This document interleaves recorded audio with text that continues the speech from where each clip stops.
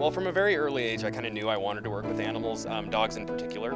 I grew up in the local community, so I grew up in Fredonia, which is a very small town. And, just because of the nature of where I lived and my last name and single mother household and all that, I kind of spent more time with my dogs than any other person. So I felt like I did have a debt to repay. But I was about 17 when I first applied to Best Friends. What was really funny is Best Friends at the time was very small, and I knew I wanted to work with animals. So I had actually applied to a couple of other large animal agencies. And then realized that Best Friends was just in my backyard. So I came up here, I was a bit too young to work with the dogs, so I volunteered for a summer. From there I did security for a little while, and then finally got into DogTown, which is where they knew I wanted to be as well.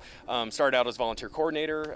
Boy, since then I've done adoption coordinating, I've done caregiving, I've been a trainer for several years, and now I'm managing DogTown. So it's been quite an eventful trip so far. And from an early age I knew I was going to work with dogs. I just knew it, and growing up with my dog Sprocket was the funnest thing for me, was to go out in the hills and just hike around with my dog and just spend time with him. And I think that animals are unique in the sense that no matter what, they won't judge you, they'll always love you, and they'll always pay back the love tenfold. And it was always just a really fun thing, so it's where I'm at today.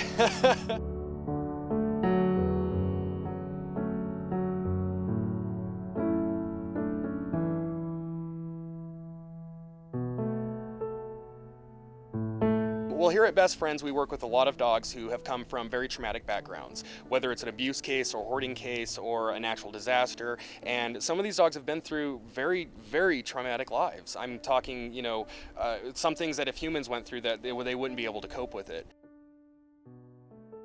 I think humans have a lot to learn from animals only because they are so resilient. And with dogs like Georgia, who has been through just nothing but a rough life before coming to Best Friends, yet she still looks to us for love and attention. She still looks to us for guidance, and she still loves everybody that she meets now. I mean, that's saying something. If you have a human, I know humans that get traumatized on their drive to work, let alone being put in a pit and having to fight for their lives. So I think that, not only are dogs extremely resilient, but again, they will pay you back tenfold whatever love you give them. And even though we get paid to do what we do here at Best Friends, we're still extremely fortunate, because no matter what, I think a lot of us would be doing it anyway. It's so funny, my favorite, I hate to play favorites, I always try to say I don't have a favorite breed, but it's definitely the pitties. Before I could crawl, I've had one in my life. It's unfortunate, this is America's dog. These dogs went from being literally on propaganda posters in the early 1900s to being portrayed as media monsters now. They were little rascals. Petey the Pit Bull was on that popular TV show. Buddy, who was the first dog to go cross country with his owner in a Model T. There was Stubby, who was literally a World War I veteran, and earned a medal for valor. They are part of our history as Americans, and they really all are still the all-American dog, just because they're comprised of so many different breeds. They're very athletic, very eager to please. In fact, when I was growing up, I thought pit bulls were bred for young boys in southern Utah that are very active. I had no idea they had a bad rap. I started working at Best Friends and in the animal welfare world, and started hearing all these negative stereotypes that they had, and I didn't believe them. I still don't.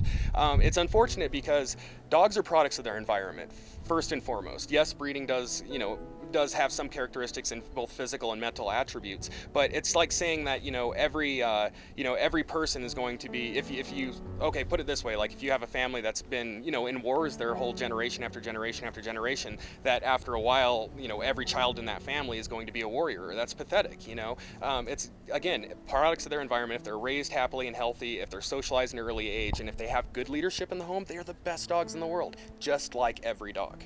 I think that, the reason that we're so successful here at Best Friends is because we do think outside the box, and really showing people that dogs are dogs.